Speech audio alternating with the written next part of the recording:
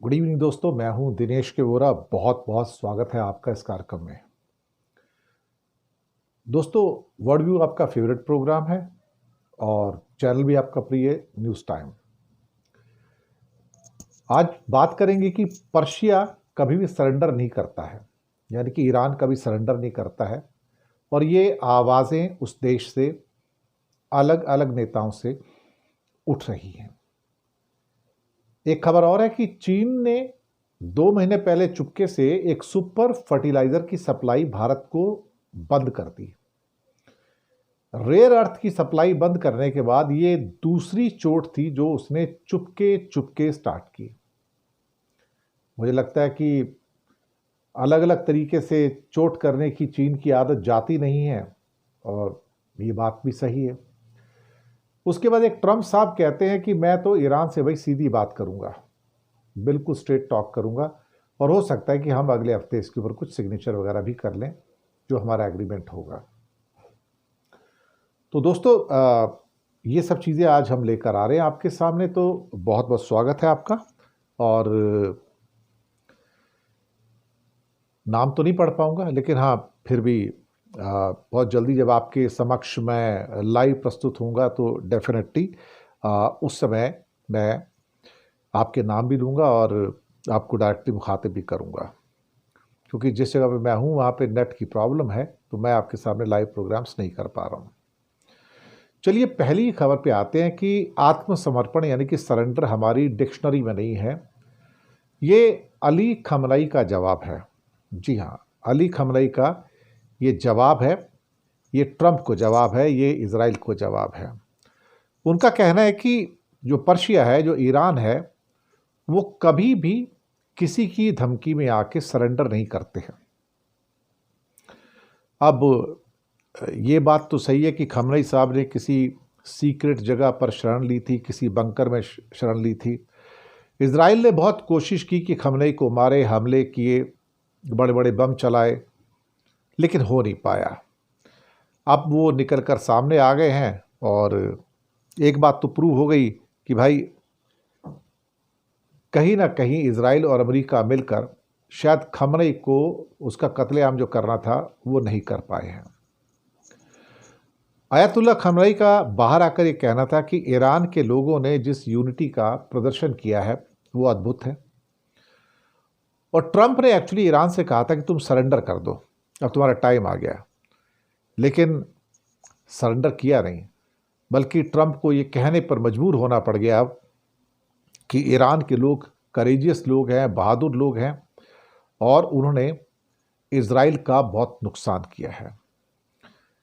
दरअसल कोई भी मुल्क जो गैरतमंद मुल्क है, जिसका अपना सम्मान है, और उसको कोई चैलेंज करे कि भाई तुम सरेंडर कर दो, तो भाई कोई सरेंडर नहीं करेगा। कोई क्यों सरेंडर करेगा? वो बोलता है कि सरेंडर जो वर्ड है ना, वो ईरान जैसे ग्रेट कंट्री के लिए दरअसल ये शब्द ही इंसल्टिंग है, अपमानजनक है। और डोनाल्ड ट्रंप हमेशा से ईरान का विरोध करते आ रहे हैं। पता नहीं उनको क्या दुश्मनी है, लेकिन ईरान का जो खास तौर से जो विरोध है वो काफ़ी पहले से चलता आ रहा था। अब ईरान ने हमेशा कहा कि मेरे जो न्यूक्लियर जो एस्पिरेशंस हैं वो पीसफुल पर्पस के लिए, मैं बम नहीं बनाना चाहता हूँ, लेकिन कोई उसकी बात को यकीन नहीं करता था। कुछ ऐसी बातें लीबिया के खिलाफ की गई, इराक के खिलाफ की गई, सीरिया के खिलाफ की गई कि वो बम बनाने जा रहे हैं, weapons of mass destruction WMD बनाने जा रहे हैं। पर क्या ऐसा हुआ? क्या ऐसा हुआ? क्या वहाँ पर ऐसा कुछ मिला कि वो बम बनाने जा रहे थे? नहीं। लेकिन इसी चीज़ को बहाना बनाकर उन देशों को बर्बाद कर दिया गया और असामान्य रूप से बढ़ा चढ़ाकर उसको पेश किया। एक्स्ट्रा ऑर्डिनरी उसको एक थ्रेट के रूप में पेश किया गया, जबकि वो थ्रेट था ही नहीं। एक जिद थी अमेरिका की कि इनको बर्बाद करना है, क्योंकि ये मेरी बात नहीं मान रहे हैं।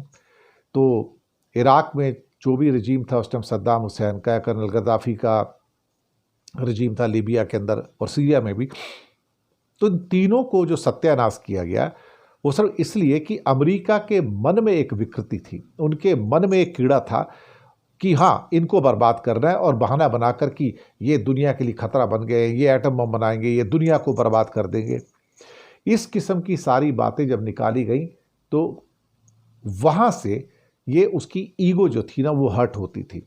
और जब ईरान को भी उसी रास्ते पर लाने की कोशिश की गई कि ईरान भी सरेंडर कर दे, तो ईरान को उसी लीग में ट्रस्ट किया गया या काउंट किया गया जिस लीग के अंदर कर्नल गद्दाफी को या फिर सदाम हुसैन को यानी कि इराक को या सीरिया को काउंट किया था।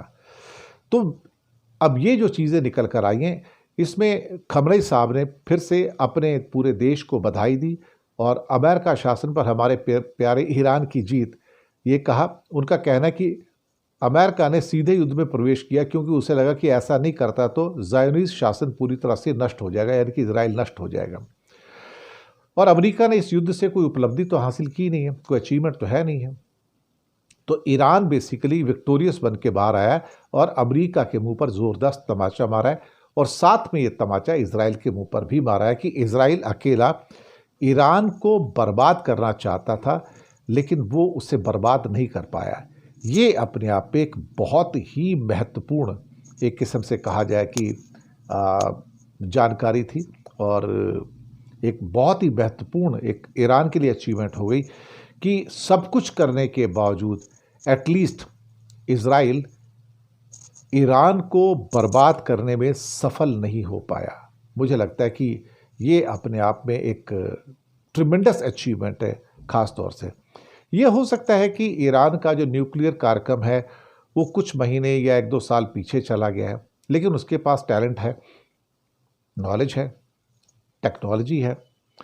हो सकता है कि कुछ जगह पे उसके काफ़ी नुकसान हुए हैं, लेकिन उस नुकसान को रिपेयर किया जा सकता है।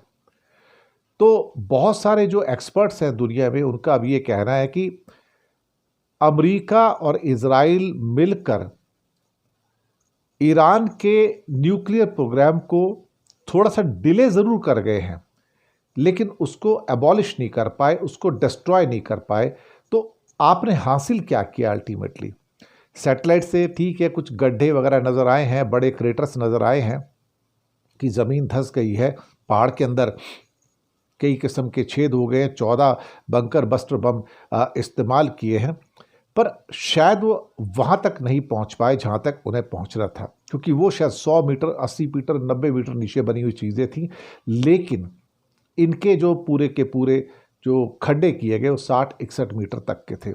तो तभी शायद अब एक नई जो रीत निकल के आई है कि हमें दरअसल और ज़्यादा पावरफुल बंकर बस्टर बम बनाने पड़ेंगे जो 100 मीटर, 125 मीटर, 150 मीटर की गहराई तक जाकर भी डैमेज कर पाएँ। ये शायद एक लेसन है कि हम ईरान के जो न्यूक्लियर बेसेस हैं, नातांज में, फोर्डो के अंदर, इस्फहान के अंदर, हम उसे बर्बाद एक्चुअली नहीं कर पाए पूरी तरह से, और ये बम नाकाबिल निकला उसके लिए, क्योंकि इसके बाद तो कुछ बचता ही नहीं है आपके पास। इसके बाद आपके पास कुछ भी नहीं बचता है कि कौन सा बम इस्तेमाल करोगे। एक एटम बम इस्तेमाल करोगे, लेकिन एटम बम आपका पहाड़ को थोड़ी पिघला सकता है, वो पहाड़ को थोड़ी काट सकता है, वो तो उसके बस की बात नहीं है ना। वो इंसानों को पिघला सकता है, लोहा पिघला सकता है, ऊपर के पत्थर भी हो सकता है पिघला दे, हो सकता है 1000 डिग्री, 2000, 5000 डिग्री टेम्परेचर हो जाए, लेकिन धरती के नीचे जो चीज़ें हैं 100 मीटर, 200 मीटर, उसके ऊपर क्या असर पड़ेगा न्यूक्लियर एक्सप्लोजन का? कोई असर नहीं पड़ता है। तो ऐसी कोई चीज़ है नहीं। मुझे लगता है कि ईरान के लिए बहुत सारे एक विक्ट्रीज़ भी हैं इसके अंदर हैं, और जो लेसन्स हैं वो सारे के सारे लेसन्स जो हैं वो इज़राइल के लिए भी हैं और ख़ास तौर से अमेरिका के लिए भी हैं। आते हैं दूसरी खबर पर कि चीन की एक और क्या कहते हैं कि हरकत आई है जिसने इंडिया का रेयर अर्थ मैग्नेट तो रोका हुआ है, तो इंडिया के ऑटोमोबाइल सेक्टर पे तो बहुत बुरा असर पड़ा है। लेकिन अब उसने एक और चीज़ 2 महीना पहले स्टॉप कर दी जिसके बारे में हम कल्पना नहीं कर पाए, वो थी सुपर स्पेशलिटी फर्टिलाइज़र्स। लेकिन वो दूसरे कंट्री को सुपर स्पेशलिटी फर्टिलाइज़र की सप्लाई कर रहा है, और ये जो है फ्रूट्स की, वेजिटेबल्स की और कई और फसलों की पैदावार को बढ़ाने में काम आते हैं। लेकिन चाइना ने 2 महीने से सप्लाई रोकी हुई है, कोई कारण भी नहीं बताया। तो दुनिया भर में खेती में काम आने वाले जो इनपुट्स होते हैं उसका बड़ा सप्लायर है, लेकिन उसने केवल भारत को सुपर स्पेशलिटी फर्टिलाइज़र की सप्लाई रोक रखी है। रेयर अर्थ की सप्लाई तो अभी भी रुकी हुई है। अब कमाल की बात है कि इस एरिया के अंदर भी सुपर स्पेशलिटी फर्टिलाइज़र भी 80% चाइना से आता है।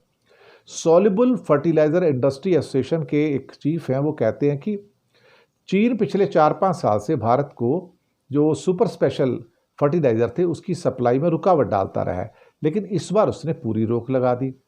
अब मुझे समझ में नहीं आता कि ये रोक क्यों लगाई गई है, लेकिन दोष तो भारत का भी है अल्टीमेटली, कि क्या आप फर्टिलाइज़र भी पैदा नहीं कर सकते? अब ये कोई टेक्नोलॉजी आइटम तो है नहीं, ये तो कमोडिटी आइटम है यार। क्या हम इतने निकम्मे हो गए हैं कि हम किसी भी किस्म की एक सुपर स्पेशलिटी फर्टिलाइज़र भी नहीं बना सकते? ये तो एक किस्म से कहा जाए तो हमारे लिए डूब मरने वाली बात है एक किस्म से। तो कुछ ना कुछ तो परसेंटेज बाकी देशों से आ रहा है, लेकिन स्पेशलिटी फर्टिलाइज़र कुछ ऐसे होते हैं जिस पर सरकार कोई सब्सिडी नहीं देती है। इसमें क्या है कि जो लिक्विड फर्टिलाइज़र्स होते हैं वो भी आते हैं, जिसके अंदर की माइक्रो न्यूट्रिएंट फर्टिलाइज़र्स हैं, फोर्टिफाइड फर्टिलाइज़र्स हैं, कस्टमाइज फर्टिलाइज़र्स हैं, नैनो फर्टिलाइज़र्स हैं, बायोस्टिमुलेंट, ऑर्गेनिक और दूसरे ये इंडिया काफ़ी हद तक बनाता भी है, लेकिन उसके बावजूद भी आप 80% ये सुपर स्पेशल फर्टिलाइज़र बाहर से मंगाते, तो हमारे लिए शर्म की बात है कि हम इसे क्यों नहीं पैदा कर रहे भाई इंडिया के अंदर। तो 1,50,000 से लेके 1,60,000 टन जो है, हम ये दरअसल इसको हमने इंपोर्ट किया जून और दिसंबर के बीच में। पिछले साल हमने इतना 1.5 लाख टन के आसपास हमने इंपोर्ट किया था।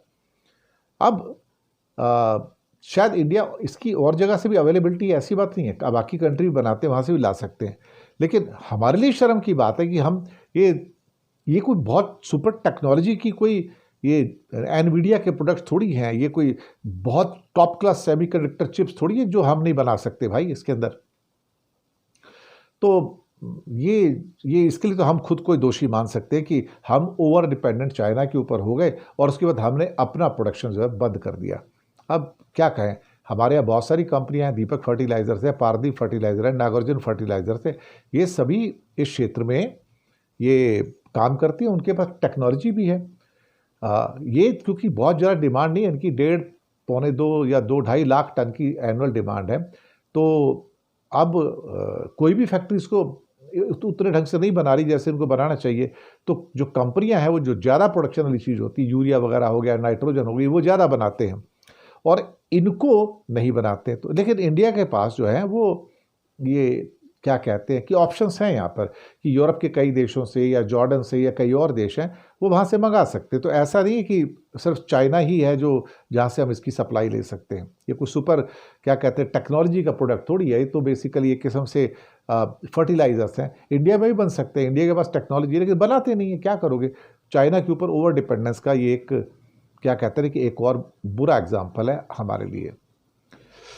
एक लास्ट खबर है, ट्रंप साहब का ऐलान है कि अब वो ईरान से एक सीधी बातचीत करेगा, और सीधी बातचीत करने का मतलब ये हो गया कि बीच में कोई नहीं होगा। और ट्रंप जब बात करेंगे तो वो कहते हैं कि मैं नेटो के अंदर जब सम्मेलन में अभी गए हैं तो वहाँ नेदरलैंड में सम्मेलन था, बातचीत करते उन्होंने कहा कि हम नेक्स्ट वीक में ईरान के साथ बातचीत करने जा रहे हैं और हम किसी एग्रीमेंट पे साइन भी कर सकते हैं। पहले कहते थे कि हमारी बातचीत करने में फ़िलहाल कोई दिलचस्पी नहीं है और हमने चूंकि उसका एटॉमिक एनर्जी के प्रोग्राम्स को डिस्ट्रॉय कर दिया, तो अब हम क्या एग्रीमेंट करेंगे। लेकिन अब बाद में शायद रियलाइज़ हो रहा है कि नहीं, ईरान वापस से अपने प्रोग्राम्स को रिवाइव कर लेगा किसी न किसी देश की मदद से। रशिया के साथ तो पुराना समझौता है उसके बाद, तो वो अपना परमाणु प्रोग्राम तो छोड़ेगा नहीं। हालांकि ठीक है, सीज़ फायर हो गया है, लेकिन उसके बावजूद भी ईरान का जो प्रोग्राम है वो तो चलता ही रहेगा। तो ट्रंप ने नेदरलैंड के अंदर ये भी कहा, जहाँ पर नेटो का सम्मेलन था, कि ये युद्ध विराम अभी चल रहा है, अच्छे ढंग से चल रहा है, और मुझे यकीन है कि ईरान बम नहीं बनाएगा और वो एनरिचमेंट भी नहीं बनेंगे।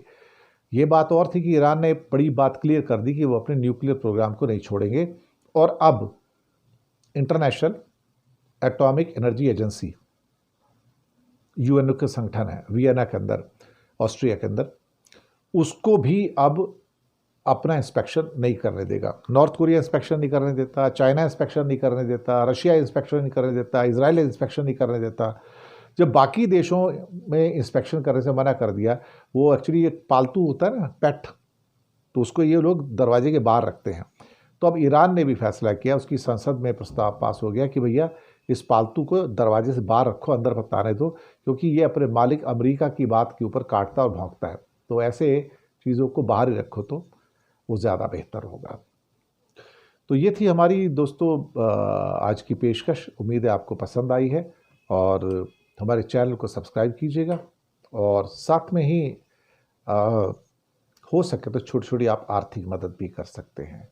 नीचे हमने आपके लिए यूपीआई नंबर और बैंक अकाउंट नंबर दिए हैं। किसी एक को चुनकर छोटी सी मदद करेंगे तो अच्छी पत्रकारिता को आगे बढ़ाने में आप हमारे सहयोगी भी बनेंगे, मददगार भी बनेंगे। तो बहुत बहुत शुक्रिया आप सबका। 9:30 पे देखिएगा वर्ल्ड न्यूज़। जी हाँ, डेली न्यूज़ इंडिया 1.3 पे, उसका हमने लिंक नीचे दिया है, तो कहीं मत जाइएगा, आइएगा हमारे साथ, और कुछ और खबरें हम आपके लिए लेके आ रहे हैं उस चैनल पर भी, वर्ल्ड न्यूज़ के अंदर भी। मिस आउट मत कीजिएगा। बहुत बहुत शुक्रिया, और तब तक के लिए गुड नाइट।